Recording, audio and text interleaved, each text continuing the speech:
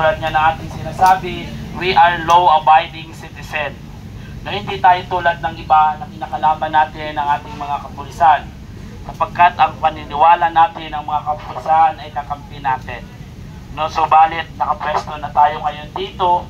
Yan ay ating pag-uusapan, aming pag-uusapan mamaya kung ano po ang ating magiging solusyon sa recommendation ng ating mga kapulisan na kailangan nating lisanin ang lugar na ito. Sapagkat nagsabi din, yun po ay pag-uusapan mamaya at kaya umpisahan po natin ang ating programa, maiksing programang ito.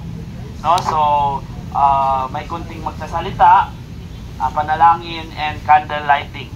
No? Muli ko pong pinaalala sa atin lahat na tayo bawat isa ay may karapatang magpahayag ng ating saloobin at ang ating opinyon laban sa gobyerno. Sapagkat nakapaloob po ito sa ating Constitution. Nakalagay po sa 1987 Constitution that we have a right to gather and petition the government. And sa article of 6735 of People's Initiative, nakalagay naman din doon, sinisigundahan niya ang 1987 Constitution. Nakalagay po doon, we have a right and gather to petition the corrupt government of the states. So ito po ang ginagawa natin ngayon. No, hindi tayo papayag na magiging tahimik lamang tayo sa nangyayari sa ating bansa. Alam po natin na ang bansa natin ngayon ay sobrang kahirapan ang pinagdadanas ng mga ordinaryong Pilipino dahil sa mga politiko na mga magnanakaw. At sapagkat di po tayo naniniwala na sa kasabihan na kaya hindi umuunlad ang Pilipinas dahil ang mga Pilipino ay tamad. No. Ang dahilan ng kahirapan ng Pilipinas dahil sa mga politiko na mga magnanakaw. Ito pong pinaglalaban natin ay boses ng ordinaryong Pilipino na nalabis ng nahihirapan at nasasaktan sa nangyayari sa ating bansa. Kung hindi tayo magsasalita, maging bulag-bulagan na lamang tayo, maging sunod-sunuran na lamang tayo sa mga politikong magnanakaw, ano po ang mangyayari sa ating bansa? Ano po ang mangyayari sa mga susunod na henerasyon? Ano po ang mangyayari sa mga ordinaryong Pilipino na naghihirap, na kumakayod ng 10 beses sa isang araw para may pagkain lamang sa pamilya? Habang ang mga politikong ito ay wala nang ginawa kundi magnakaw mula sa kaba ng bayan. Yan po ay ating nais iparating na sana'y madinig. Panahon na para ang ordinaryong Pilipino naman ang kampihan ninyo.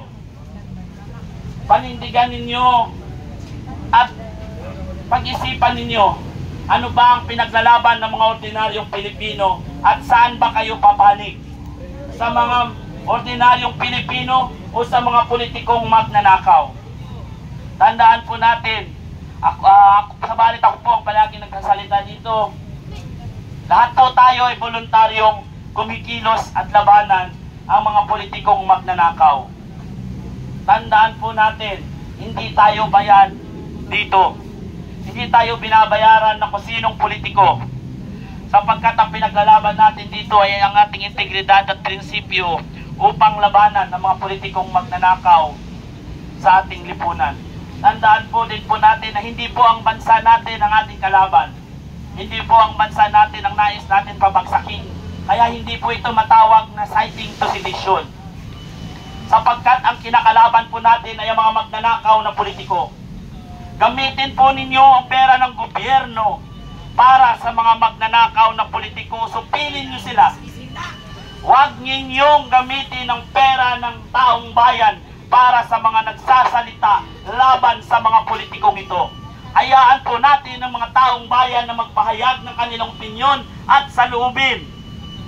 Sapagkat hindi na po kaya ng mga ordinaryong Pilipino na maging bulag-bulagan na lamang sa nangyayari sa ating bansa. Huwag niyo pong gamitin ang mga intel fund na yan para pasubaybayan ang mga taong nagsasalita at nakikipaglaban para mawakasan ang korupsyon. Gamitin po ninyo yan upang sugpuin ang mga NPA na naghanap ngayon sa atin na silang namamayagpag na naman. Hindi tayo papayag na tayo'y patatahimikin. Hindi tayo papayag na maging bulag-bulagan tayo sa nangyayari sa ating lipunan. Kung hindi tayo lalaban para sa ating kinabukasan, sino pa ang lalaban sa atin? Hindi tayo ipagtanggol ng mga dayuhan sapagkat tayo'y Pilipino. Tayo ang aayos ng problema ng bansang ito. Tayo po ay dapat magkiisa. Walang kulay, walang politiko. Isa lang po dapat ang pinaglalaban natin dito. Labanan ng mga politiko, tiwalit magnanakaw na wala man lang tinupad sa kanilang mga sinabi nung sila'y nangangampanya. Nasaan po ang kanilang pagmamahal para sa ating inang bayan? Nasaan po ang awa nila para sa mga ordinaryong Pilipino? Tandaan po ninyo, mahalin natin ang ating inang bayan. Kung tayong mga ordinaryong Pilipino ay pinilalaban natin ang ating mahal na inang bayan. Ang tanong ko naman, subalit alam namin kayo aming mga kaibigan, sa ating mga kapulisan, nasaan ang loyalty ninyo? Nasa ordinaryong Pilipino o nasa oligarkong mga politiko? Tandaan po, huwag nyo pong protektahan ng mga kriminal na mga politikong ito. Protektahan po ninyo ang ordinaryong Pilipino sapagkat parehas lang po tayong ninanakawan ng mga politikong ito. Bago pa mapunta sa inyo ang mga sahod ninyo at sahod namin, ay kinakaltas na ang taxes natin na nanakawin ng mga politiko. Alam nyo po, ngayon, halos lubog na naman ang ating bansa sa baha. Alam nyo kung bakit lubog ang ating bansa sa baha? Kasi inuuna ng mga politikong ito ang kanilang mga bulsa. Inuuna ng mga politikong itong magpayaman. At inuuna ng mga politikong itong bigyan ng karangyaan muna ang kanilang mga pamilya at hindi naging kontento sa yaman na mayroon sila. Sana, balang araw, ay makamit natin ang tunay na hustisya. Hustisya na ang punot dulo ng nakawang ito ay walang iba kundi si Marcos. Hindi tayo naniniwala na hindi niya alam ang insertion. Naalala nyo noong sinasabi ni Tatay Digong na mayroong insertion, ano ang sabi ni Marcos? Binasa niya daw lahat ng mga kaanayan. Yung 4,000 pages na nabasa niya yan. Pero subalit ngayon, ano sabi niya? Wala siyang kinalaman. Hindi po pwedeng magwala kang kinalaman. Ikaw ang ama ng bansang Pilipinas sa kasalukuyan. Ikaw ang dapat mayroong karapatan. Kung talagang mahal mo ang ordinaryong Pilipino, ora mismo ipakulong mo ang mga magnanakaw na politiko. Hindi tayo papayag na bababa lamang sila sa pwesto, kundi dapat managot sila sa taong bayan. Taong bayan at ordinaryong Pilipino na naghihirap para lamang may pakain sa kanilang pamilya. Kaya mga kapatid, magsama-sama tayo, magkaisa tayo. Harapin natin ang bagong umaga na may pagkakaisa. Wakasan natin ang korupsyon dito sa bansa natin. Magtulungan tayo. Tayo ang solusyon. Tayo ang boses ng mamayang Pilipino. Mabuhay ang bansang Pilipinas. Mabuhay ang ordinaryong Pilipino. Mabuhay ang mga kapulisan na may paninindigan at prinsipyo. Sana wag na mabuhay ang walang taong panindigan at prinsipyo sa bansang ito. Sapagkat sila ang alay at salot sa ating lipunan na patuloy nilang sinisira at dignidad at prinsipyo ng mga kapwa nila Pilipino. Nasaan ang malasakit ng mga politikong ito? Nakikita nyo ba? Nasaan ang pagmamahal nila sa inang bayan? Kung paano natin masasabing wala silang pagmamahal? Subalit inuna nilang magpayaman kaysa sa kanilang inang bayan. Tandaan po natin, hindi tayo mapatatahimik kahit sinong politiko. Ako po, tumatayo sa inyong harapan. Kung itong pinaglalaban natin ay maging sanhi ng aking kamatayan, handa kong ialay ang aking buhay para lamang sa aking inang bayan. Tama, hanggang pagpamatay. Sapagkat isang pangalan sa akin kung ako man ay mapatay o makulong. Na isang ordinaryong Pilipino ikinulong at pinatay dahil tinutuligsa ang pangapagnanakaw ng politiko sa kanilang bansa.